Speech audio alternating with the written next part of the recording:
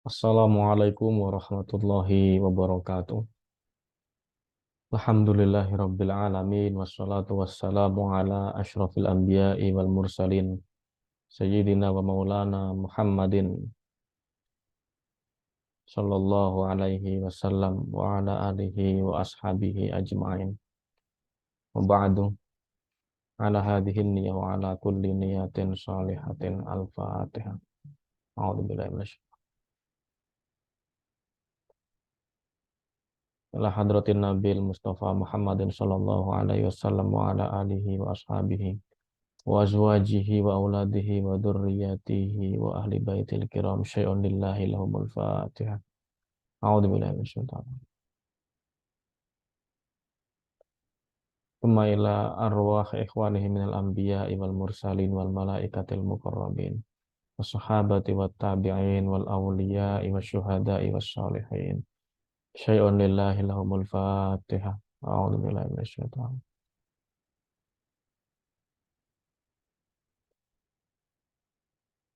Tsumma ila jami'i awliya'i fil ardi wa khususan fi awliya fi jujur Nusantara wa nakhussu khususan ila awliya itis wa nakhussu khususan ila Sultanil Auliya Syekh Abdul Qadir Al-Jailani wa nakhussu khususan ila muallifi hadzal kitab Syekh Bah Fadl bin Sanari sya'unillahi lahumul fatihah. A'udzu billahi minasyaitonir rajim.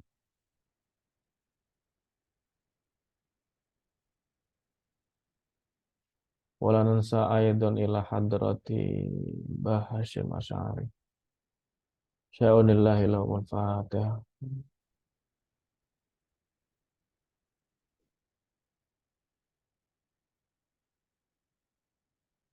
Tsumma ila hadrati jami'i asatidina wa asidatina wa masyayikh.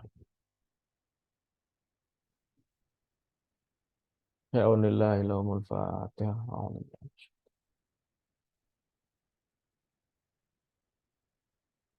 Tsumma ila arwahi abaina wa ummahatina wa ajdadina wa jaddatina wa ailatina. Nakhusu khususan ila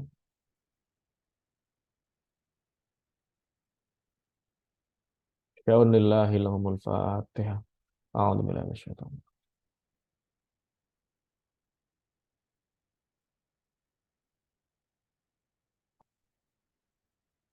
Bapak-bapak, ibu-ibu, teman-teman sekalian jamaah atau penikmat YouTube santri Aswaja An-Nahdiyah Indonesia atau yang disingkat ANIS.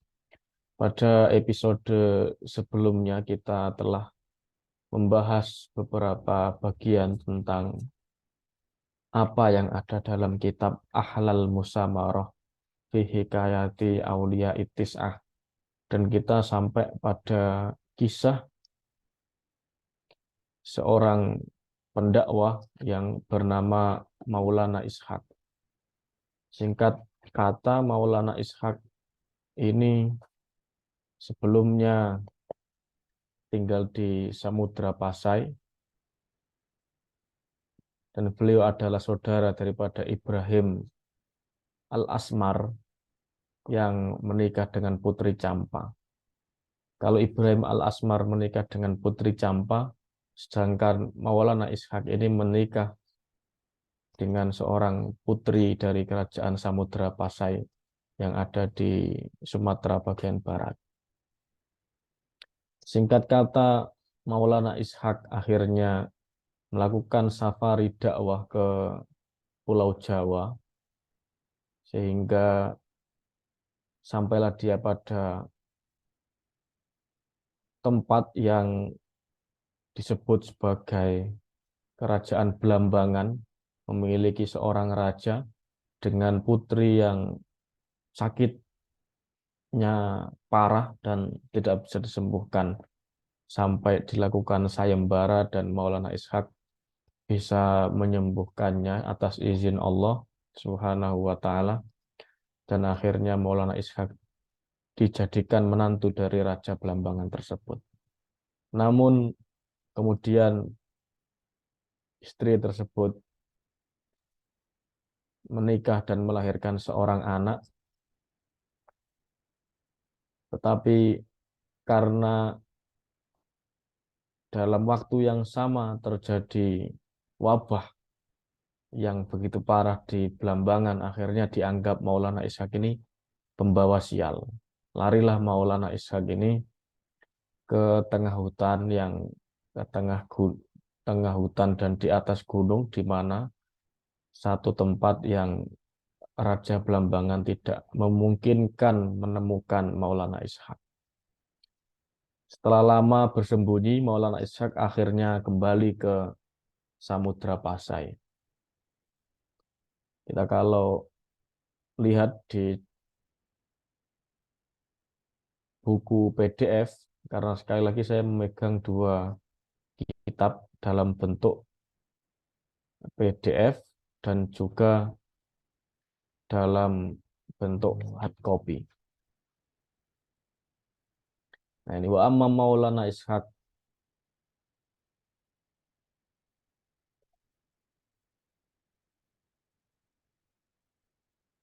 fa ba'da an ikhtafa fi syi'ab bainal akam wal hidab raja'a ila biladihi Samudra Pasa fi jazirah Sumatra awistama bi zaujatihi wa waladaihi wa akhbarhuma bi anna lahuma ibnu amin min jazirah Jawa. Akhirnya Maulana Ishak di sini nanti dijelaskan, kemarin kita sudah baca, akhirnya Maulana Ishak ini kembali ke Samudra Pasai dan bertemu kembali dengan anak istrinya yang ada di Samudra Pasai dan menceritakan bahwasanya di Pulau Jawa, di Surabaya, di Ampel, anak dari Maulana Ishak di Samudra Pasai ini memiliki seorang sepupu yang menjadi pemuka agama di Ampel. Tapi tidak lama kemudian Maulana Ishak ini disebutkan oleh Mbah Fadol di sini di catatannya ila fasa illa ayamin kola ila kila sab'ata ayamin wa mata wa ja'ali sholati alaihil ulama wal awliya wa ba'da an shollu alaihi hamaluhu ila makbaratin hunak. Tidak lama setelah Maulana Ishak ini sampai di Samudra Pasai, Maulana Ishak ini dipanggil oleh Allah Subhanahu wa taala dan disolatkan oleh banyak ulama dan masyayikh di Samudra Pasai dan dibawa ke pemakaman di Pasai yang disebut dengan Taman Sari. Jadi pemakamannya itu disebut dengan tempat pemakaman Taman Sari. Kalau kita teliti sekarang misalnya kita cek apakah masih ada itu pemakaman Taman Sari tersebut.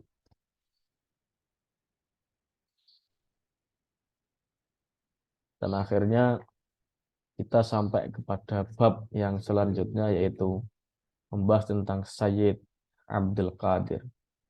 Mbah Fadl setelah menceritakan kematian atau wafatnya Maulana Ishak, beliau berpindah ke pembahasan tentang Sayyid Abdul Qadir. Wa amma makana min amri waladaihi as-Sayyid Abdul Qadir was Sayyidah Sarah fa innahuma ba'da wafati abihima tasyawara fi amriha fajtama'a ra'yuhuma ala siyaha fil ardi fasaha fil ardi wajabal kofar wal bilad hatta wasala ila baladin yuqalu lahu Aden wa huwa min jaziratil Arab wa aqama hunaka ayyaman thumma raqibas safinata allati tasiru Kalingga ila Kalingga. Ila Keling, Keling, Ila Keling. Bisa jadi Keling ini maksudnya India, Ila Keling. Ahada asyara yauman hatta intahat as-safinatu ila Keling wa aqama fiha syahran thumma rakiba safinatan ukhra tasiru ila jazirah Jawa fasara fil bahr ala safinah hatta wasalat ila baladin yuqalu lahu Juwono wa huwa mina'un min mawaniha fi dzalikal waqt. Fa kharaja minas safinata wa saru qasidina balada Surabaya. Falam yazal sairina hatta wasala ila Surabaya wa qasdan qaryatu fiha yuqalu laha Ampel wa sa'alan nas an baitis Said Rahmat fadalla alaihi falamma wajada wa dakhala alaihi sallama alaihi faradda alaihi massalam fasa'alahu ma'an ismahima anismihima wa baladahima wa walidihima faqala lahu Said Abdul Qadir ismi Abdul Qadir wa hadhihi ukhti ismuha Sarah wa nahnu min ahli Pasa min jazirah Sumatra wa abuna ismuhu Maulana Ishaq wa qad tuwfiya al-an wa qad ikhbarana fi hayatihi bi anna lana qariban ismuhu Said Rahmat wa huwa mustautonun fi qaryah yuqalu laha Ampel min qura Surabaya min jazirah Jawa wa qad sara imaman lil muslimina hunak faqala Said Rahmat innakuma adina la akhwai abukuma innakuma idan la akhwai abukuma akhu abi fata'a naku wabaku min syiddatil farah. Jadi di sini dikisahkan akhirnya dua orang anak dari Maulana Ishaq setelah ditinggal wafat oleh Maulana Ishaq, putra dan putri Maulana Ishaq ini bermusyawarah dan memutuskan untuk traveling. Bahasa zaman sekarang itu traveling. Fajtama'a ra'yuhuma 'alas siyah. Mereka bersepakat untuk melakukan perjalanan safari fil ardi, keliling dunia. Keliling dunia pertama kali mereka berangkat ke negara Arab, datang di kota Aden. Aden itu kalau sekarang masuk kawasan Yaman, karena di Yaman itu ada kota namanya Aden. Setelah dari Aden mereka naik kapal sampai di Keling. Perjalanannya dari Arab atau dari Aden ke Keling itu sekitar ahada asyara yauman, 11 hari. Dari Keling mereka melakukan perjalanan lagi sampai di Pulau Jawa. Di Pulau Jawa mereka berlabuh di satu tempat namanya Juwono. Juwono ini salah satu pelabuhan pada zaman tersebut. Kalau kita teliti sekarang, Juwono itu adalah satu desa di Kabupaten Pati. Wajar saja, karena dijelaskan dari Juwono ini mereka melakukan perjalanan darat sehingga sampai di Ampel. Ketika sampai di Ampel, mereka bertemu dengan Said Rahmat dan saling mengucapkan salam. Karena kenapa Mbah Fadl mencatatkan di sini selalu ketika pertama kali bertemu mengucapkan salam? Karena salam adalah satu di antara identitas orang Muslim. Ketika kita mengucapkan Assalamualaikum warahmatullahi wabarakatuh, itu berarti kita menunjukkan identitas kita atau syiar kita sebagai seorang Muslim. Assalam, kesejahteraan, alaikum bagi kamu semua. Warahmah dan rahmat Allah, wabarakatuh dan berkah Allah akan dilimpahkan kepadamu orang yang diberi salam. Lantas langsung dijawab oleh Said Rahmat salam tersebut waalaikumsalam warahmatullahi wabarakatuh, dan ditanya dari mana asalnya, namanya siapa. Ternyata dijelaskan oleh Said Abdul Qadir bahwasanya dia adalah Abdul Qadir dari Pasa, Sumatera, putra dari seorang Maulana Ishaq yang telah wafat. Oh iya, Maulana Ishaq. Berarti kamu ini sepupu saya, kata Said Rahmat. Dan akhirnya mereka telah berjumpa di Ampel dan membagi rasa rindu karena setelah sekian lama tidak bertemu. Dan dilanjutkan setelah sampai di Ampel dan tinggal di sana. Waqad taqaddama annal Arya Bribin waladaini unsa ismuhuma Durat Maduretno waqad tazawwaja Said Raja Pandito wa dzukira ismuhu Jaka Kendur wa kana min amri Jaka Kendur annahu dakhala fil Islam wa salaka tariqaz zuhdi wa takhalla fawqal jabalil ibada war riyada fi qaryah yuqalu laha Malaya wa lam yazal ala dalika hatta sara waliyan min awliya illahi ta'ala wastahara bisunan Malaya walahu bintun yuqalu laha Asiyah wa tazawwaja Said Abdul Qadir bin Maulana Ishaq al-Madhkur wa kana min amri Said Abdul Qadir innahu stautana fi qarya yuqalu laha Gunung Jati wa hiya min qura baladin Cirebon wa sara imaman li ahliha wa kana salikan tariqaz zahdi mulaziman lil khalwati war riyadati muqallilan lit ta'ami muhajiron ladidil manami mustagillan bi anwa'il ibadati minal faraidi wa nawafil khairat walam yazal ala dalika hatta sara waliyan min awliya illahi ta'ala washtahara bisunan Gunung Jati walam yazal yad'un nasa ila dinil Islam fadakhala fi katsirin minan nasi wa man lam yadkhul minhum kharaja ilal ghaba wal badiyah khaufan minad dukhuli fihi walis Said Abdul Qadir waladani dzukira ismuhu Abdul Jalil wa untha ismuha Sufiyah. Ada makana min amri Said Abdul Qadir. Jadi setelah menceritakan perjumpaan saudara sepupu antara putra dari Ibrahim Al-Asmar yang bernama Said Rahmat dan putra-putri Maulana Ishaq yang bernama Said Abdul Qadir dan saudari perempuannya, Mbah Fadl di sini kemudian menceritakan tentang Arya Beribin yang telah disebutkan sebelumnya, bahwasanya Arya Beribin ini punya 2 orang anak yang salah satu putrinya itu menikah dengan Said Raja Pandita, atau Said Raja Pandito ini sepupunya Said Abdul Qadir juga, karena Said Raja Pandito adalah saudara daripada Said Rahmat. Jadi kemudian disebutkan juga di sini yang bernama Jaka Kendur. Jaka Kendur ini akhirnya masuk Islam dan menempuh jalan zuhud. Di sini disebutkan Jaka Kendur menempuh jalan zuhud dan melakukan pertapaan di atas gunung untuk melakukan ibadah-ibadah dan tarekat-tarekat di satu desa yang bernama Malaya.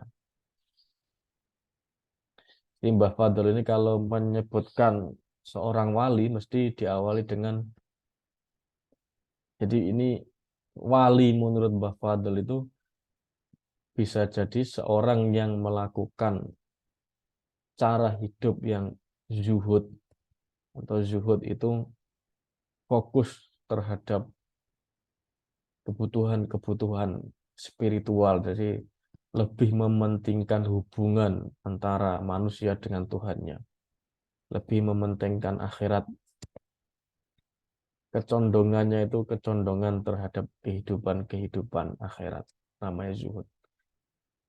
Wa takhalla fawqal jibal. Tapi kenapa kok selalu disebutkan melakukan pertapaan di atas gunung? Bisa jadi karena zaman dulu untuk menunjukkan dakwah syiar sebagai seorang yang sakti itu harus melakukan pertapaan di atas gunung. Jadi karena konteks sosial dan kebudayaannya saat itu semacam itu, Jadi para pendakwah ini melakukan sesuatu yang untuk menunjukkan terhadap masyarakat itu dakwanya bisa diterima. Meskipun mereka melakukan pertapaan di atas gunung, tapi tidak mencari wangsit dari gunung, tapi mereka hanya tinggal di atas gunung untuk menunjukkan keseriusan dalam bertapa menurut versi topografi atau konteks kehidupan sosial masyarakat saat itu. Tetapi sebenarnya yang dilakukan adalah ibadah menurut koridor tatanan syariat Islam. Jadi disebutkan akhirnya melakukan kegiatan-kegiatan ibadah ini di Desa Malaya sehingga disebut sebagai Sunan Malaya.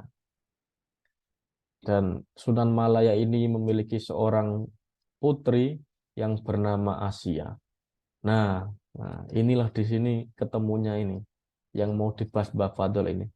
Putri dari Sunan Malaya ini akhirnya menikah dengan Sayyid Abdul Qadir tadi, putra dari Maulana Ishaq. Akhirnya Maulana Sayyid Abdul Qadir tinggal di desa Malaya juga. Oh enggak, ini Maulana Ishaq kana min amri Sayyid Abdul Qadir annahu stautana fi Korea. Nah, akhirnya setelah menikah dengan putri dari Sunan Malaya, Said Abdul Qadir ini tinggal di satu desa yang namanya Cirebon. Namanya Cirebon. Dan di situ juga Said Abdul Qadir melakukan kegiatan-kegiatan ibadah, taat beribadah, rajin mensyiarkan agama Islam, sehingga dan tinggal di tempat yang agak perbukitan sehingga disebut sebagai Sunan Gunung Jati. Jadi Sunan Gunung Jati ini menurut Mbah Fadol adalah Sayyid Abdul Qadir. Tetapi banyak versi lain dalam catatan-catatan sejarah yang tidak sependapat dengan Mbah Fadol. Pendapat lain misalnya menyebutkan bahwa nama asli dari Sunan Gunung Jati adalah Syarif Hidayatullah. Syarif Hidayatullah ini dalam versi lain adalah putra dari seorang yang bernama Said Abdullah dari Mesir dan Nyai Rara Santang. Nyai Rara Santang. Ibunda Nyai Rara Santang ini adalah putri dari penguasa kerajaan Pajajaran saat itu yang bernama Prabu Siliwangi. Ini kalau kita lihat sinetron Raden Kian Santang ini mungkin diilhami dari kisah-kisah uh, kerajaan Pajajaran karena namanya mirip persis. Misalnya Nyai Rara Santang ini memiliki saudara-saudara yang lain namanya Raden Walangsungsang, kemudian Raden Kian Santang dan Raden Surawisesa.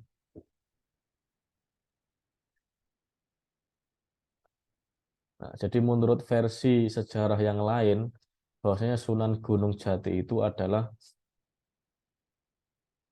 cucu dari penguasa Pajajaran. Tapi menurut Mbah Fadol, Sunan Gunung Jati adalah Sayyid Abdul Qadir, putra dari Maulana Ishaq yang berasal dari Samudra Pasai. Wallahu a'lam. Karena Mbah Fadol sendiri tidak mencatatkan catatan kaki. Ahli sejarah pada zaman sekarang lah yang perlu meneliti lebih dalam.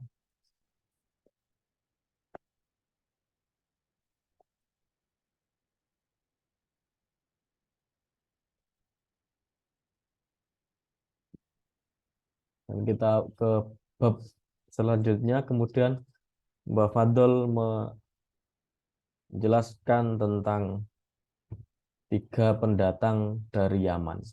Wa fi dzalikal waqt, dan pada waktu itu juga ja'a ila jazirah Jawa thalathu rijalin minal Arab min ahli Yaman wa huwa min dzurriyyati Rasulillah sallallahu alaihi wasallam ismu ahaduhum As-Said Muhsin wa tsanis Said Ahmad wa tsalits Khalifah Husain faja'u ila Ampel wa dakhalu ala Said Rahmat wa sallamu alaihi faradda alaihimus salam fasa'alahum an asma'ihim wa an hajatihim faqala Said Muhsin ana Muhsin wa hadha akhi ismu Khalifah Husain wa hadha ismu Ahmad ji'na minal Yaman ilaika linata'allam minka ulumas syari'a wat tariqa wal haqiqah.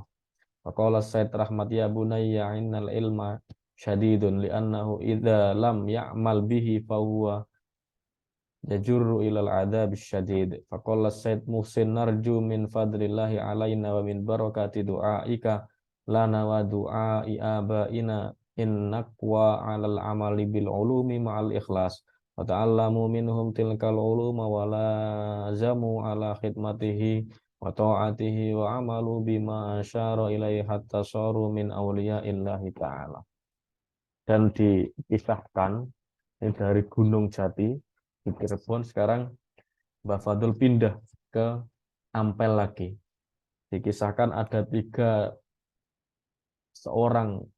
orang anak muda yang datang ke Ampel dan ingin berguru kepada Said Rahmat.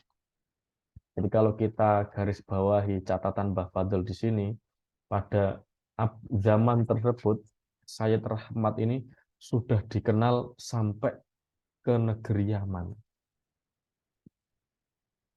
Bisa jadi pada zaman tersebut memang sudah ada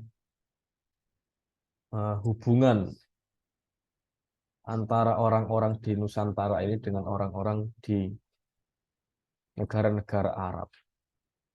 Itu kalau kita bisa lihat catatannya di disertasinya Profesor Azumardi Azra misalnya, jaringan ulama Nusantara dan Timur Tengah itu mencatatkan dengan sangat gamblang bahwa memang sudah ada pergumpulan atau pergaulan melalui jalur perdagangan antara orang-orang Arab dan orang-orang di Kepulauan Nusantara. Itu makanya apa yang dilakukan Said Rahmat di Ampel, menyebarkan ajaran agama Islam, ngajar ngaji, mendidik anak-anak di sana, itu cepat kabarnya tersiar sampai Yaman, sampai datang 3 orang pemuda dari Yaman yang bernama Said Muhsin, Said Ahmad, dan Khalifah Husain. Mereka datang ke Ampel ingin berguru. Dan akhirnya mereka diterima sebagai muridnya dari Said Rahmat. Kemudian diceritakan lagi, kota-kota ma'an Said Rahmat wulidalahu sab'atu aulad. Said Rahmat ini dicatatkan oleh Mbah Fadul memiliki 7 orang anak. Wa taqaddama dzikru asma'ihim amma Sayyidah Syarifah bintu Said Rahmat fatazawwajaha Al-Hajj Utsman ibnu Said Raja Pandita wastautana fi qaryah qurba Jabal yuqalu lahu Mayuran wa tazala hunaka wa takhalla lil ibadah wartada li mukhalafati nafsihi wa hawahu hatta sara min awliyaillahi ta'ala washtahara bisunan Mayuran wa wulida lahu waladun yuqalu Amir Husain wa amma Sayyidah Mutmainnah bintu Said Rahmat fatazawwaja Said Muhsin wastautana ma'aha fi qarya yuqalu laha Wilis wa tazalahunaka wa takhalla lirriyada wal ibadah wa salaka tariqal awliya hatta sara min awliyaillahi ta'ala washtahara bisunan Wilis wa wulida lahu waladun yuqalu lahu Amir Hamzah wa amma Said Hafsah bintu Said Rahmat wa yuqalu laha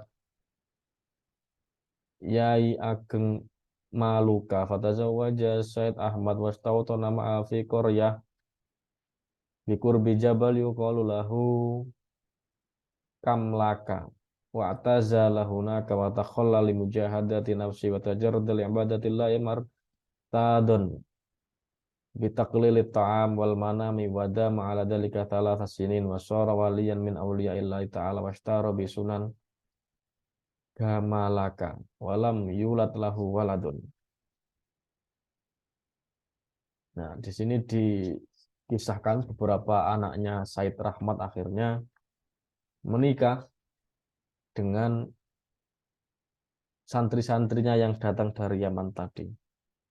Said Rahmat disebutkan memiliki 7 orang anak, dan salah satunya dari 7 orang anaknya Said Rahmat itu Sayyidah Syarifah binti Said Rahmat menikah dengan Haji Usman bin Said Raja Pandita dan tinggal di desa dekat gunung yang bernama Mayuran. Oh, berarti bukan menikah dengan santri dari Yaman tadi. Said Raja Pandita ini kan saudaranya Said Rahmat. Berarti ini menikah dengan sepupu, jadi menikah sesama sepupu. Sayyidah Syarifah binti Said Rahmat menikah dengan Haji Usman bin Said Raja Pandita. Dan akhirnya tinggal di desa dekat gunung yang bernama Mayuran. Haji Usman ini akhirnya beribadah di sana, mendakwahkan agama Islam, beriadah, dan akhirnya dikenal dengan Sunan Mayuran. Sedangkan Sayyidah Mutmainnah binti Said Rahmat menikah dengan Sayyid Muhsina. Ini baru yang namanya Sayyidah Mutmainnah ini yang menikah dengan Sayyid Muhsin yang datang dari Yaman tadi berguru kepada Said Rahmat.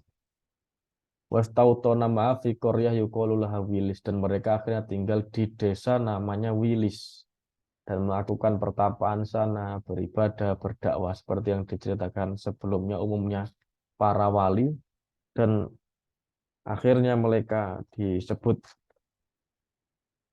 sebagai seorang tokoh dan pemuka agama di sana, dan Said Muhsin akhirnya dijuluki sebagai Sunan Wilis dan memiliki anak yang bernama Amir Hamzah. Sementara itu Sayyidah Hafsah binti Said Rahmat akhirnya menikah dengan Sayyid Ahmad. Menikah dengan Said Ahmad. Said Ahmad ini kalau kita buka lagi tadi lembarannya yang sebelumnya, itu juga seorang santri daripada Said Rahmat yang datang dari Yaman tadi, 3 pemuda dari Yaman tadi. Akhirnya mereka tinggal di dekat gunung yang bernama Kemelaka. Nah, di sana Sayyid Ahmad juga berdakwah dan menyebarkan agama Islam dan kemudian dijuluki sebagai Sunan Kemelaka. Namun karena takdir Allah, kedua pasangan ini antara Sayyidah Hafsah dan Sayyid Ahmad tidak memiliki keturunan. Wa amma Said Ibrahim ibnu Said Rahmat fatazawwaja Dewi Irah pintu Jaka Kendur wa wulida lahu minha waladun untha yuqalu laha Rahel wa sara imaman li ahli Lasem wa li ahli Tuban wastautona fi qarya yuqalu laha Bonang min wilayah Lasem wa takhallal ibadah fawqa jabalin yuqalu lahu Gading Qorib yuqalu lahu Gading Qorib yuqalu lahu Gading Qoribin min sahilil bahr wajtahada fir riyadah taklilut ta'am wa hajar ladidal manam wajahada nafsahu bi mukhalafati hawaha wa alzama nafsahu ala fi'lil faraidi wa nawafilil ibadat mutajarridan li ta'atir rahman wa mujahidatas syaitan mu'tazilan anin nas wa ka'anna lisana halahu yuqal. Ini kemudian dijelaskan putra dari seorang Said Rahmat yaitu Said Ibrahim yang menikah dengan seorang perempuan yang bernama Dewi Ira, putri dari Jaka Kendur yang kita sebutkan tadi, Jaka Kendar. Dari pernikahan ini lahir seorang putri yang bernama Rachel. Said Ibrahim ini akhirnya menjadi pemimpin di kawasan Lasem dan Tuban dan menetap di desa yang bernama Bonang. Jadi desa Bonang dulu di berarti Tuban ini berarti dulu adalah termasuk kawasan di bawah wilayah Lasem. Akhirnya melakukan ibadah dan syiar-syiar agama di daerah kawasan Lasem dan Tuban, kemudian menetap di desa Bonang. Tapi di sini disebutkan bahwasanya Sayyid Ibrahim lebih sering melakukan pertapaan-pertapaan di desa yang bernama Gading, itu dekat pantai. Itu kalau kita lewat dari Rembang ke arah Tuban itu kelihatan di sebelah kanan jalan itu ada petilasan Sunan Bonang Gading. Melakukan riadoh-riadoh, tasawuf-tasawuf, dan akhirnya dijuluki sebagai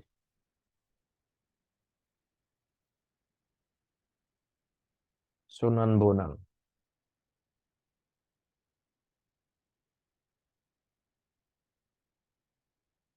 Dan dikisahkan di sini di antara karomah-karomah Sunan Bonang adalah masih adanya bekas dahi, hidung, dan kedua lututnya dan ujung jari-jari kakinya di atas batu yang halus sampai sekarang. Nah, itu kita bisa diziarahi di Gading tadi. Kalau kita dari Rembang ke Tuban, sebelah kanan jalan itu ada petilasan Sunan Bonang, itu agak naik ke atas bukit. Nah, di situ ada batu ini yang dikisahkan Mbak Fadol ini. Atau di situ disebut sujudan, jadi pas sujudan, tempat sujudnya Sunan Bonang. Dan di dekat tempat pasujudan Sunan Bonang itu ada makam seorang perempuan yang termasuk salah satu putri Cina yang dikenal sebagai Putri Campa. Sebagian orang mengatakan bahwasanya Putri Campa itu telah masuk Islam.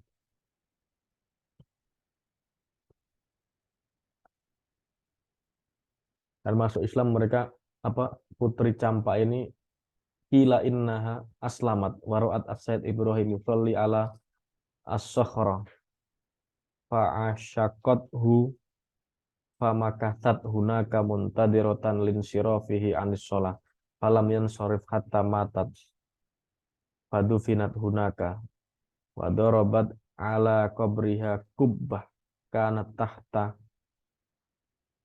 a'madadha adomun min fakorat idomi dohri samakil bahri. Nah, singkat kata putri Cina ini terkagum-kagum dengan ibadah yang dilakukan oleh Sunan Bonang. Sampai-sampai Putri Campa ini ketika Sunan Bonang sedang melakukan ibadah atau sholat, itu orang jingkat, maksudnya orang Jawa itu. Diperhatikan terus. Sampai-sampai Putri Cina ini meninggal dalam keadaan sedang memperhatikan Sunan Bonang sholat. Jadi saking khusyuknya memperhatikan Sunan Bonang sholat atau saking seringnya sampai kondisi ketika dipanggil oleh Allah nyawanya itu beliau si Putri Cina ini masih dalam keadaan memperhatikan Sunan Bonang sholat.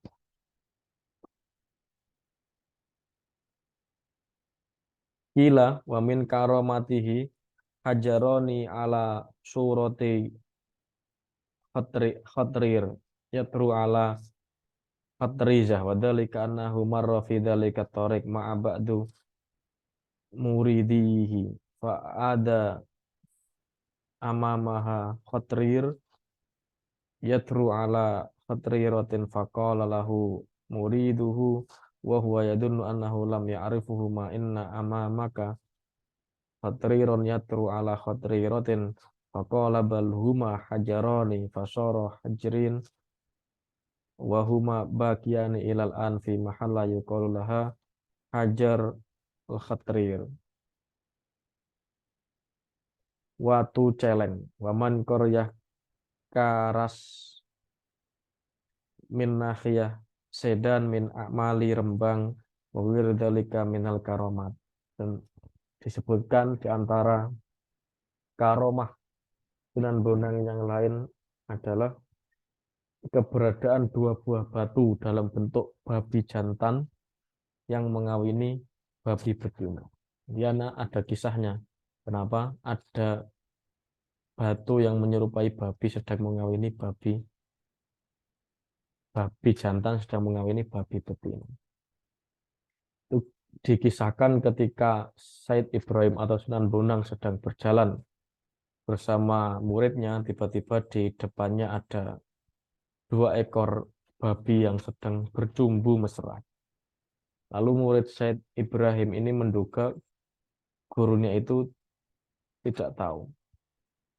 Terus kemudian santrinya tersebut menyampaikan kepada Said Ibrahim, "Wahai Said Ibrahim, di depanmu ini ada 2 ekor babi yang sedang kawin."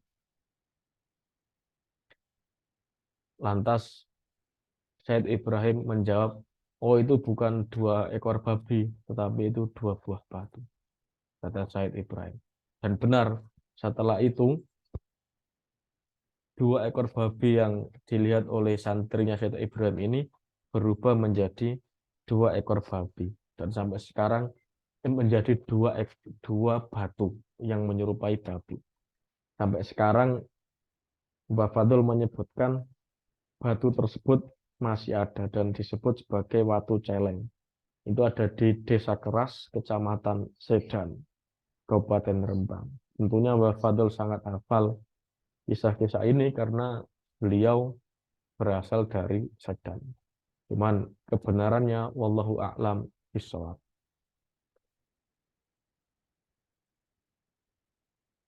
Kemudian selanjutnya Mbah Fadul mengkisahkan tentang Sayyid Raja Pandito. Wa amma keturunan Sayyid Raja Pandito. Wa amma Sayyid Utsman Al-Hajj akhul Hajj Utsman wa huwa ibnu Sayyid Raja Pandito. Fa annahu tazawwaja imra'ati ismuha Dewi Sari wa hiya binti Raden Syukur bin Arya Teja alladzi taqaddama dzikruhu wa sara imaman li ahli Jifang wa Fanulan. Tak ini apakah benar Jifang? Ah ya benar. Li ahli Jipang. Li ahli Jipang wa Panulan wa Panolan.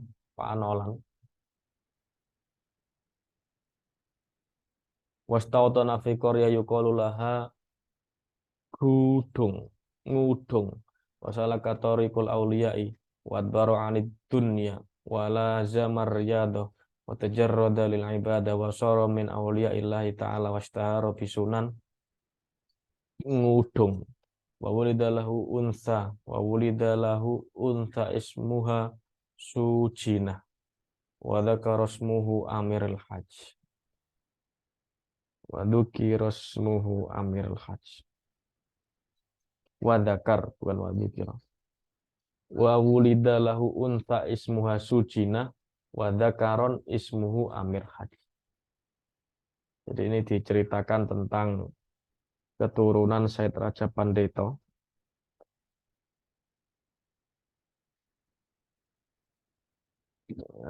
Keturunan Said Utsman Al-Hajj, saudara Haji Utsman, Said Utsman Hajj, saudara Haji Utsman, yaitu putra dari Said Raja Pandito, menikah dengan seorang perempuan bernama Dewi Sari yang merupakan putri Raden Syukur bin Arya Teja yang telah disebutkan sebelumnya. Jadi ini kita Mbah Fadl bisa hafal nama-nama sampai detail-detail jalur-jalur nasabnya.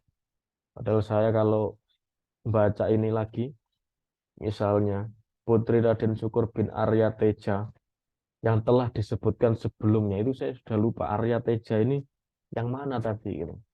Tapi nggak apa, kita baca aja lanjut. Teman-teman kalau mendengarkan ini sambil ngecek di kitab. Syed Usman Haji akhirnya menjadi pemimpin di desa atau di tempat yang bernama Jipang dan Panolan dan tinggal di desa bernama Ngudung. Akhirnya dia berdakwah, beribadah di sana dengan tekun, mementingkan urusan-urusan dakwah, atau dalam bahasa Al-Quran itu warabbaka fakabbir, fokus untuk membesarkan nama Allah, bukan membesarkan namanya diri sendiri, tapi membesarkan nama Allah. Sehingga di tempat tersebut dijuluki sebagai Sunan Ngudung, dan Haji dan Syed Usman Haji ini atau disebut Sunan Ngudung akhirnya mempunyai seorang anak perempuan yang bernama Sujidah dan anak laki-laki bernama Amir Haji. Wa amma Nyai Gede Tunda, wa amma Nyai Gede Tunda pintu Syed Raja Pandito, wajah Syed Khalifah Husain wa huwa imam li ahli Madura, wastautona fi qaryah yuqalu laha Kartayasa wa takhallahu nakalil ibadah wartado lil mujahada wa sara min auliya illahi washtahara bisunan Kartayasa wa walidalahu walad yuqalu lahu Khalifah Sughra wattaba'ahu fil Islam katsiran min ahli dalikal balad. Kemudian adapun yang disebut Nyai Gede Tunda, putri dari Raja Pandito, menikah dengan Syed Khalifah Husain. Syed Khalifah Husain ini kalau kita cek lagi di 3 pendatang dari Yaman itu, pemuda dari Yaman itu, Syed Khalifah ini adalah santri dari Yaman yang berguru kepada Syed Rahmat dan akhirnya menikah atau menjadi mantu ponakan daripada Syed Rahmat karena menikah dengan putri dari Syed Raja Pandito. Dan Syed Khalifah Husain memimpin penduduk Madura akhirnya, dan dia menetap di satu desa yang bernama Kertayasa dan beribadah di sana, berdakwah membesarkan nama Allah, dan akhirnya disebut sebagai Sunan Kertayasa.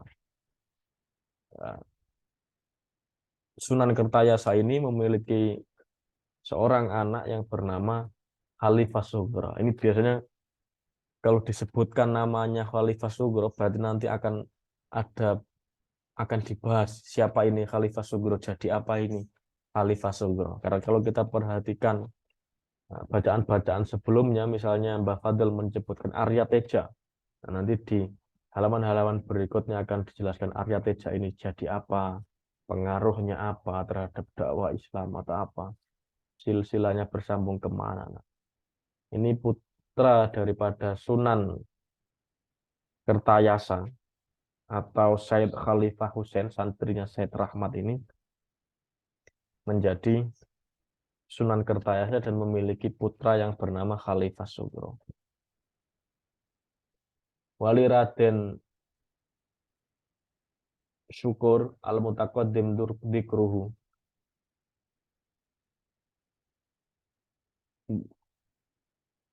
Wali Raden Syukur al-Mutaqaddim dzikruhu waladan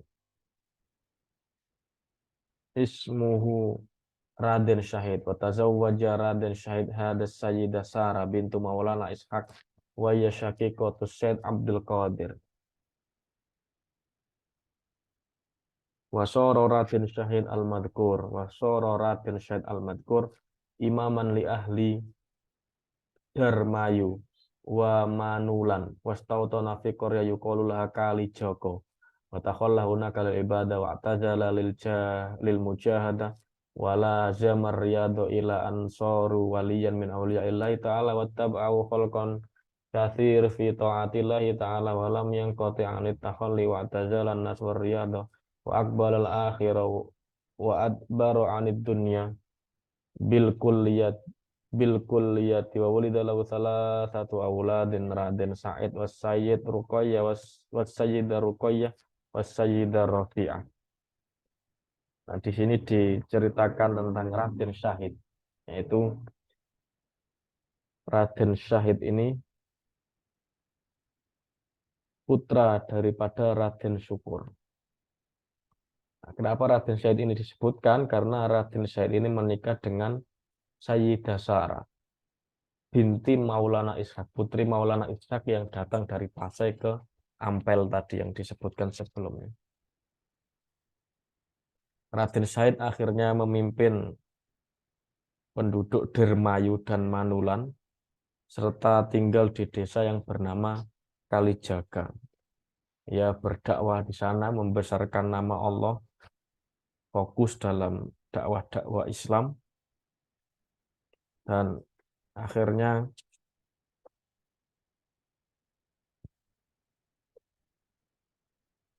mungkin kemudian di sini tidak disebutkan apakah kemudian nanti disebut Sunan Kalijaga. Yang jelas tinggal di desa yang bernama Kalijaga. Dan Raden Syahid dikaruniai 3 orang anak. Pertama Raden Syahid, kedua Sayyidah Ruqayyah, dan ketiga Sayyidah Rafi'ah. Thumma inna Said Abdul Jalil ibnu Said Abdul Qadir wa Said Amir Husain bin Al-Hajj Utsman wa Said Amir Al-Hajj bin Said Utsman Al-Hajj wa Raden Said bin Raden Syahid wa Amir Hamzah ibnu Said Musin alladina taqaddama dzikruhum dahabu ila Ampel li khidmati Said Rahmat wa akhdil ilmi minhu wa Said Qasim bin Sayyid Rahmat huwa alladhi sara ra'isum fit ta'allum. Kemudian di sini dikisahkan nama-nama putra-putra dari para wali ini, misalnya Said Abdul Jalil bin Said Abdul Qadir, Said Amir Husain bin Haji Utsman, Said Amir Haji bin Said Utsman Haji, Raden Said bin Raden Said, dan Amir Hamzah bin Said Musin. Itu akhirnya mereka pergi ke Ampel dan berguru semuanya kepada Said Rahmat. Jadi bisa diambil garis lurus di sini.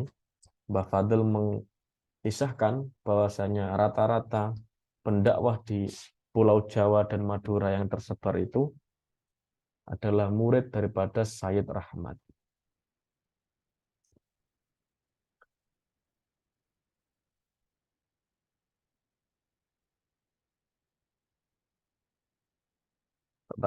Sayyid Qasim bin Said Rahmat soror isum fit ta'allum. Nah, akhirnya Said Qasim dan Said Qasim, putra dari Said Rahmat ini, menjadi kepala sekolah, bahasanya itu, menjadi pemimpin mereka saat belajar. Nah, pindah pembahasan paragraf ini. Wataqaddama anna ibnan li Said Maulana Ishaq alqahu Malik Blambangan. Fal fatakot tahut tijar min ahli Gresik. Fawad fawad fawaduhu ila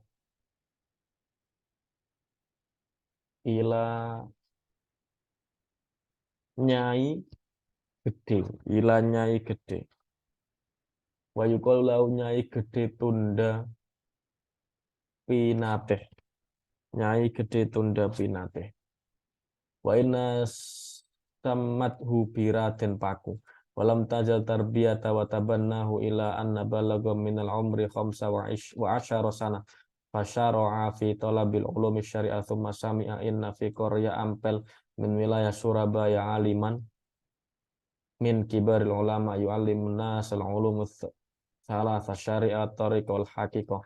Faqala li ummihi ya ummi inni sami'tu inna fi Surabaya aliman min kibar ulama washtahara annahu min ba'dil awliya faqalat lahu ummuhu na'am in dalika waliyun min awliya illahi ta'ala wasmus Said Rahmat walukiba bisunan makdum wa annahu mustautunun fi Korea Ampel faqala ratin paku li ummihi inni uridu safar ilahi wa uridu khidmatahu walakin sa'altu minki antat habi ma'i litafawwadini ilaihi faqalat if'al ma badalaka wa ana dahibatun ma'ak ilaihi fadhaba huwa wa ummuhu ila Ampel falamma wasala ilaihi dakhalat ummuhu ala Said Rahmat faqalat lahu ji'tuka li'ufawwidha waladi ilaik li'annahu yajibu ayyata'allam minkal ulum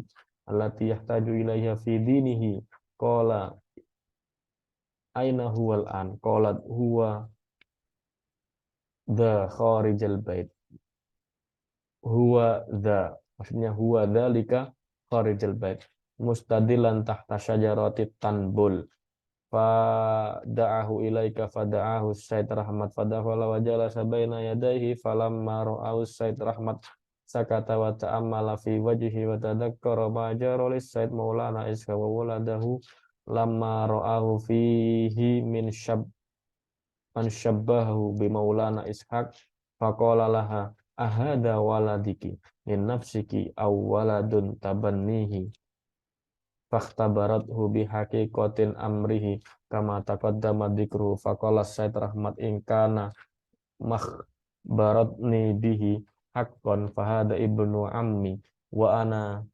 tabayyanathu ma'ak qalat wa man aula bitabanni minka wa anni mufawwadatun ilaika amrihi litu'allimahul adab wal ulumud diniyah fataraktuhu inda Said Rahmat fa'allimhul adab wal ulum wasalaka bihi tariqut naqsabandiyah hadza ma kana min amri Raden Paku. Jadi di sini diceritakan tentang Raden Paku. Raden Paku ini kalau kita ingat episode sebelumnya adalah seorang putra dari Maulana Ishaq yang menikah dengan putri Belambangan yang dibuang di laut dan ditemukan oleh seorang pedagang dari Gresik dan diasuh oleh Nyai Gede Tunda Dewi, Nyai Gede Tunda Pinati. Nah, Raden Paku ini ketika umur 15 tahun, ashom sya'asyarasana min umri, umur 15 tahun ini Raden Paku mendengar bahwasanya ada alim atau ulama di Ampel yang bernama Said Rahmat. Raden Paku meminta izin kepada ibunya yang bernama Nyai Gede Tunda Pinati untuk berguru ke Raden Rahmat. Singkat cerita, akhirnya diantar oleh Nyai Gede ini berguru kepada Said Rahmat. Said Rahmat kaget. Dilihat dari bentuk wajahnya, ini seperti tidak putra dari Nyai Gede. Akhirnya Said Rahmat bertanya kepada Nyai Gede, apa ini putramu sendiri atau kamu mupu, istilahnya orang Jawa itu, apa ini anak angkatmu? Wahai Said Rahmat, ini aku temukan di laut. Akhirnya Said Rahmat memiliki firasat yang kuat bahwasanya Raden Paku ini adalah sepupunya. Karena Raden Paku adalah putra daripada Maulana Ishaq. Akhirnya dididik dan dibina oleh Said Rahmat di Ampel, Raden Paku ini.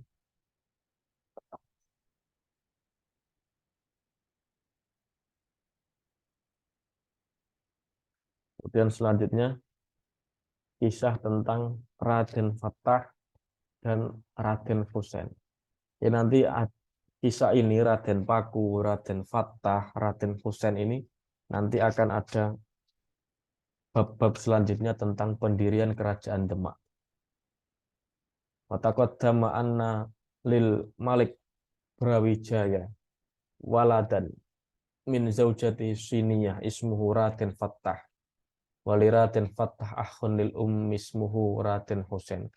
wa huma fi Palembang wa kana min amrihima innahuma tasyawuron fi amrihima fa ajma'a ala safar ila Ampel li khidmati Said Rahmat wa ta'allama al-ulum minhu fa wadda'a abahuma Raden Arya Damar fa adina lahuma fa safara hatta wasala ila Ampel fa dakhala ala Said Rahmat fa sa'alahu ma'an ismuhuma wa an baladihima fa qala Raden Fattah ismi Fattah ana Ibnil Malik Brawijaya wa ada akhili ummi wa ismuhu Raden Husain wa huwa ibnu Raden Arya Damar Amir Balad Palembang ji'naka li khidmatika wa ta'allama dinal Islam minka fa aqama indahu wa 'allamahu ma'ulumuddin amma Raden Fattah fakana sari al-fahmi mutawakkidad dihni yadrika kullama ulki ilaihi minal ulum wa amma Raden Husain fakana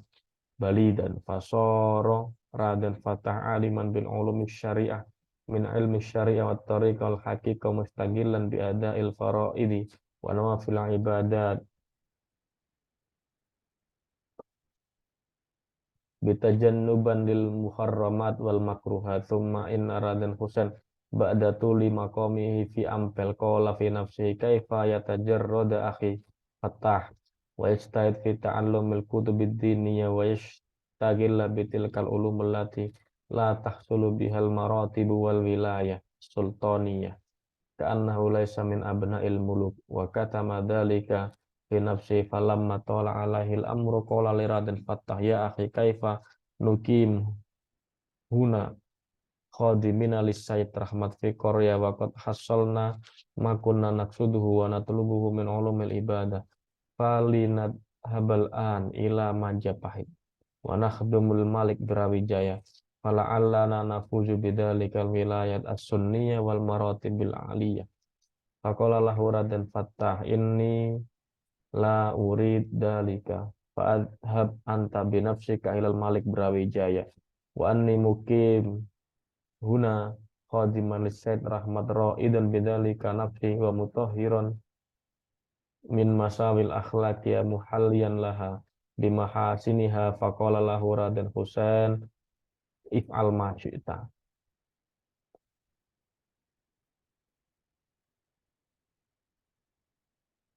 Ini akhirnya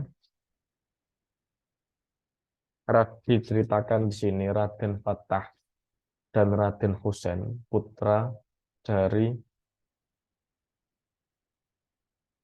Raden Arya Damar. Kita lihat halaman-halaman sebelumnya bahwasanya Raden Arya Damar ini adalah putra daripada Brawijaya yang dikirim untuk menjadi pemimpin di Palembang dan diberikan seorang istri dari Brawijaya untuk dinikahi Arya Damar. Nah, dari pernikahan Arya Damar dengan putri Cina ini melahirkan seorang putra yang bernama Raden Husain. Sedangkan putri Cina ini juga punya anak yang bernama Raden Fattah. Jadi ini Raden Fattah ini putra Brawijaya, Raden Husain ini cucu daripada Prabu Brawijaya. Mereka akhirnya berguru kepada Sayyid Rahmat di Ampel dan menjadi Mbah Fadl di sini senantiasa menyebutkan kalau seorang santri itu berguru sekaligus berkhidmat kepada gurunya. Jadi ya menuntut ilmu, ya mengabdi. Jadi membantu apa yang dikerjakan gurunya. Sekaligus mengangsuh ilmu dari gurunya tersebut. Singkat kata, setelah sekian lama berguru di Said Rahmat, Raden Fattah dan Raden Husain ini terjadi perdebatan. Raden Husain punya unek-unek yang akhirnya disampaikan kepada kepada Raden Fattah. Wahai saudaraku Raden Fattah, saudara seibu. Wahai saudaraku, kita ini keturunan raja, nggak mungkin kita tinggal di sini terus. kita harus melanjutkan perjalanan kita ke Majapahit untuk membantu kerajaan dan menguasai satu wilayah tertentu. Tapi apa jawaban Raden Fathah? Raden Fathah, saya tidak menginginkan itu, kata Raden Fathah. Saya lebih memilih mencari ilmu di sini dan mengabdi kepada Said Rahmat. Kalau kamu memang ingin pergi ke Majapahit, pergilah sendiri. Akhirnya Said Husain pergi sendiri ke Majapahit. Dan Raden Fathah tetap berguru dan mengabdi kepada Said Rahmat. Setelah sampai di Majapahit, Raden Husain, bukan Said ya, Raden Husain akhirnya bertemu dengan Prabu Brawijaya. Dan Prabu Brawijaya ini kaget ketika tiba-tiba Raden Husain ini datang dan bersujud. Sopo sampean? Kok mirip? Kok mirip dengan orang yang saya kenal? Ternyata benar ini adalah cucunya karena putra dari seorang Arya Damar.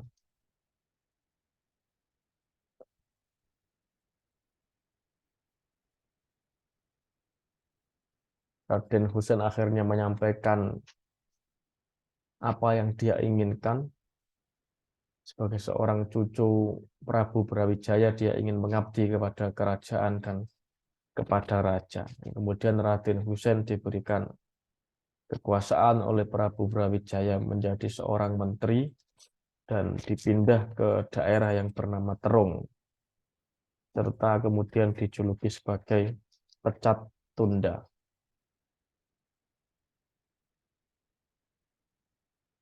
Ini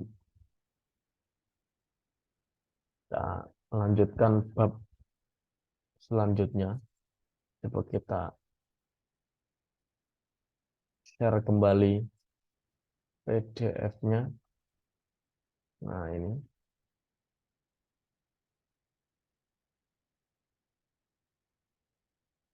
Wa taqaddama inna lisaid Rahmat bintaini ismu ahadihima Murtiyah wal akhir wal ukhra Murtasimah. Nah, ini nanti di sini ke bawah ini nanti akan mengkisahkan tentang pendirian kerajaan Demak oleh Raden Fathah. Raden Fathah yang tadi tidak mau diajak oleh saudaranya Raden Husain pergi ke Majapahit dan memilih berguru kepada Said Rahmat, ini akhirnya nanti akan mendirikan kerajaan Demak. Coba kita baca. Wataqaddama anna li Said Rahmat bintain ismahaduhuma murtiyah wal ukhra murtasimah. Imam Murtaya fatazawwajaha Raden Paku wa sara Raden Paku imaman li ahli balad Tandes wastautana fi qarya ismuha Giri Giri wa taqalla hunaka lil ibadah wala zimar riyadah lil mujahadah hatta sara waliyan min awliya illahi ta'ala washtara bisunan Giri wa da'an nasil Islam fattaba'ahu katsirun minhum ulida lahu arba'atu aulad wa hum Raden Prabu wa Raden Masani wa Raden Gua wa Nyai Ratnawati. Wa amma Murtasimah fatazawwajaha Raden Fathah wa ba'da ma talat khidmatuhu lis-Sayyid Rahmat wa aqamathu indahu qala Sayyid Rahmat ya bunayya idhab huna wa asyara ila nahwil maghrib fa ada wa salat ila ghabat minal qasabi yuqalu laha bintoro fa talaba fiha qasaban thayyibar raiha fa idza wajadtahu fa hunaka ittakhid daron wa akim hunaka faqala Raden Fathah sam'an wa ta'atan fawadda Said Rahmat fa kharaja qasidan ila bintoro wa ma'ahu zaujatahu wa lam yazal sa'iran hatta wasala ila gubatin bintoro wa talaba fiha qasban tayyibir raiha falam yazal ya'khud wahidan wa ba'da akhar hatta wajadahu wa dzalika yusamma dzalikal balad bidemak ma'khudan min kalimat demak demak dimik demak dimik demak apa itu namanya demak dimik demak demak demik demak demek min kalimatin demak demek. Ini dipisahkan di sini bahwasanya Raden Fathah ini menikah dengan putri daripada Sayyid Rahmat yang bernama Murtasimah. Dan setelah menikah dengan Murtasimah, Raden Fathah ini diperintahkan oleh Sayyid Rahmat untuk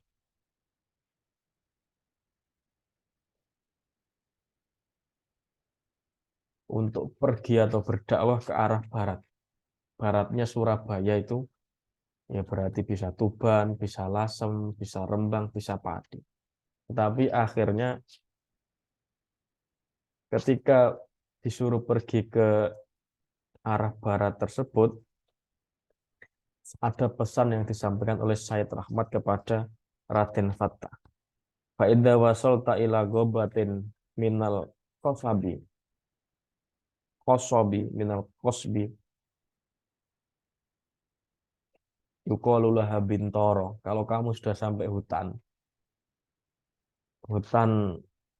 bisa disebut, bisa jadi di sini kosab itu bisa diartikan tebu, namun banyak penafsir yang menjelaskan tentang yang dimaksud Mbah Fadl ini, yang dimaksud kosab atau itu adalah hutan bambu. Kalau kamu sampai di hutan bambu yang disebut Bintoro, fatlub fiha kosban taibir roihah. Pesannya saya teramat, kamu cari satu bambu yang memiliki aroma yang harum. Fa'idha wajadtahu fahunaka ittakhid daron wa akim hunak. Kalau kamu sudah menemukan bambu harum tersebut, kamu tinggal di sana dan menetap di sana. Atas Raden Fathah menjawab, sam'an wa ta'atan, siap laksanakan. Dan Raden Rahmat benar, Raden Fathah benar pergi ke Bintoro bersama istrinya yang putri dari Sayyid Rahmat tersebut. Ketika sampai di hutan bambu yang disebut Bintoro itu, akhirnya dipegang satu-satu sama Raden Fathah. Nah, bahasa Jawanya dipegang satu-satu itu didemak-demek, demak-demek. Akhirnya makanya di tempat tersebut akhirnya dinamai Demak. Tapi nama aslinya sebenarnya Bintoro. Tapi karena kisah Raden Fathah yang demak-demek bambu ini, cari bambu yang harum tadi, dipegang, akhirnya di tempat tersebut disebut Demak. Tapi ada juga yang menyebutkan bahwasanya Demak itu adalah berasal dari bahasa Kawi yang artinya pegangan atau pemberian. Ketika mendirikan rumah, berdakwah membesarkan agama Allah di Bintoro tersebut, Raden Fathah dikenal sebagai Sunan Demak. Dan akhirnya Bintoro menjadi kota besar. Ketika Bintoro ini menjadi kota besar, sudah pasti Brawijaya sebagai penguasa Pulau Jawa saat itu mendengar, oh siapa itu yang mendirikan kota baru di Bintoro itu? Siapa ini? Brawijaya khawatir dan memerintahkan Sayyid Husain karena khawatir ini akan menjadi satu pemberontakan terhadap Brawijaya. Brawijaya memerintahkan Sayyid Husain Raden Husain memerintahkan Raden Husain cucunya yang telah diangkat sebagai menteri tadi untuk melakukan inspeksi mendadak dan mengecek siapa itu yang mendirikan kota baru itu. Ternyata setelah dicek oleh Raden Husain dan sampai di Bintoro, ternyata adalah saudaranya sendiri yang bernama Raden Fattah. Kemudian Raden Husain kembali ke Majapahit dan berpamitan ke Raden Fattah dan disampaikan kepada Prabu Brawijaya bahwa yang mendirikan kota baru di Bintoro adalah Raden Fattah, putranya. Putra dari Prabu Brawijaya dengan dari pernikahan dengan Putri Campa. Kemudian Raden Husain diperintahkan untuk balik lagi ke Bintoro oleh Prabu Brawijaya dan menyampaikan pesan dari Prabu Brawijaya bahwa Raden Fattah diangkat sebagai penguasa Demak.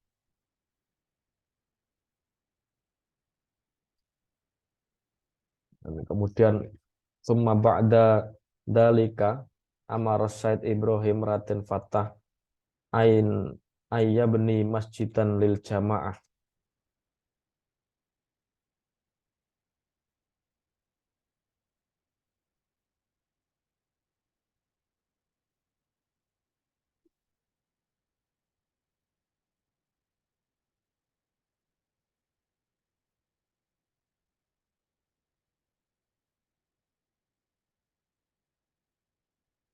Setelah itu Said Ibrahim menyuruh Raden Fattah untuk mendirikan masjid dan sholat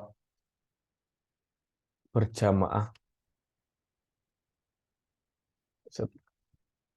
Said Ibrahim meminta Raden Fattah untuk mendirikan masjid di Bintoro untuk kebutuhan sholat jamaah dan sholat Jumat. Maka Raden Fattah memerintahkan beberapa orang untuk mengumpulkan kayu dan lain-lain untuk kebutuhan pembangunan masjid. Said Ibrahim sendiri memiliki wali Said Ibrahim tilmidatun fi Koryah ngepun min kuro Jatirogo Tuban yukolulaha nyai Sibluk walaha zaujun qad sara muaddinan fa amara Said Ibrahim zaujaha bi an ya'khud lahu hashisan ismuhu alang-alang wa huwa hashish yattakhidhu saqafan lil buyut liyattakhidhu saqfan li buyutin najarin li bina'il masjid. Dan di sini juga dikisahkan bahwasanya pembangunan masjid tersebut itu dibantu juga oleh seorang murid Said Ibrahim yang berasal dari desa Ngepun di daerah Jatirogo Tuban. Nah, santrinya ini disuruh nyari rumput yang bernama alang-alang untuk digunakan sebagai atap Masjid Demak. Akhirnya mencari rumput hingga dikumpulkan sebanyak-banyaknya dan menjadi diang dikeringkan. Tapi ini ada cerita-cerita karomah di sini. Nyai Beluk yang santriwati dari Said Ibrahim ini setelah suaminya tadi mencari rumput yang disebut alang-alang tadi dan kemudian sudah dikeringkan, Nyai setelah terkumpul banyak pada habat Nyai Beluk ila sohro litan duro ilal hasis alladhi akhodahu zaujiha falamma wasalat ila makanahu dorobathu birodaiha fatorul hasis jami'an ila demak wa kana dzalika karomatun laha. Jadi setelah alang-alangnya terkumpul banyak dan sudah dikeringkan, sama Nyai Beluk hanya dipukul alang-alang tersebut dan terbang sampai di Demak. Dan Mbah Fadil menyebutkan inilah di antara karomah Nyai Beluk. Ini wallahu a'lam bishawab karena namanya juga hikayah. Wahaka annal a'midah tamaniyah fawadat sina'atiha ila tamaniyah minan najarin wa amaru bi ay yatimmu sina'atiha fi lailatin li annal masjid sayuk qamu fi ghaddin fawajadu wajtahadu fil amal fi tilkal lailah ila wahidan minhum fa innahu naimun falamma qurba tulu'il fajri ay qaduhu wa qad tammat a'mala ashabihi fajam'a nahatat al-akhshab warabatha bil hubbal atau bil habli wa ja'alaha imadan fakana ahadu a'midatu dzalikal masjid min nahatatil hashabi wa huwa bakin ilal an walakinnahu an masturun bi safaihil hadid. Dikisahkan pendirian Masjid Demak ini terdiri dari 8 tiang dan diserahkan pengerjaannya kepada 8 tukang kayu dan disuruh menyelesaikan dalam waktu 1 malam. Tetapi dilalah pas pengerjaan itu ada seorang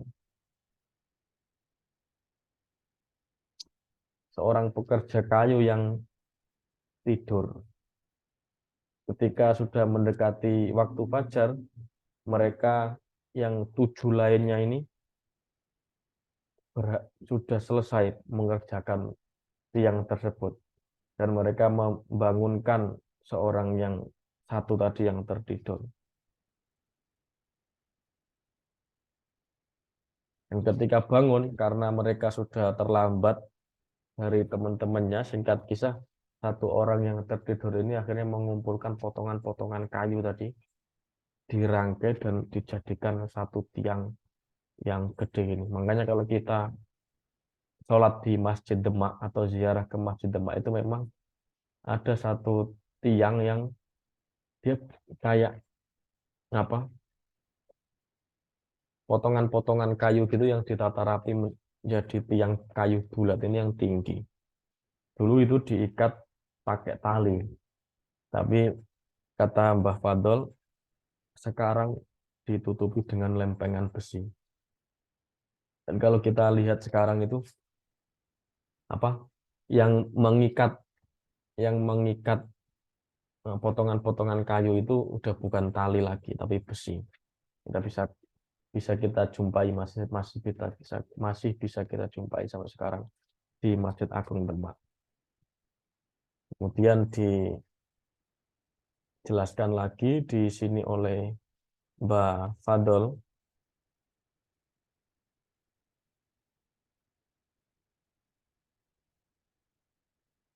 wa wulida li Raden Fattah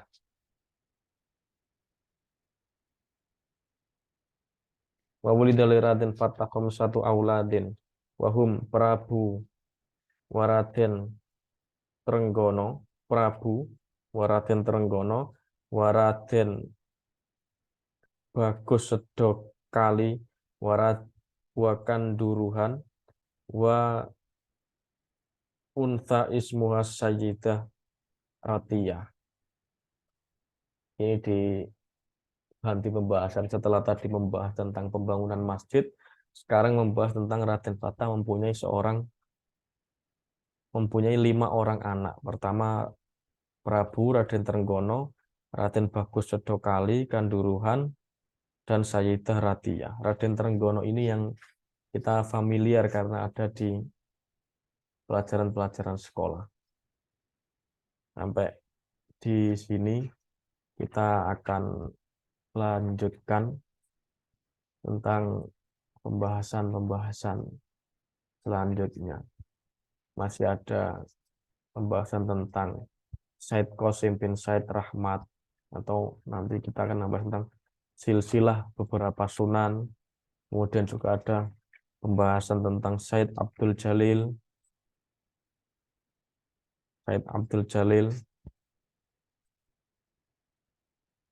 Terus Said Abdul Jalil ini kalau nggak salah adalah Syekh Siti Jenar. Ya, Mbah Fadul juga memberikan kutipan-kutipan bahwa Syekh Siti Jenar itu kisahnya seperti Al-Hallaj dan lain-lain.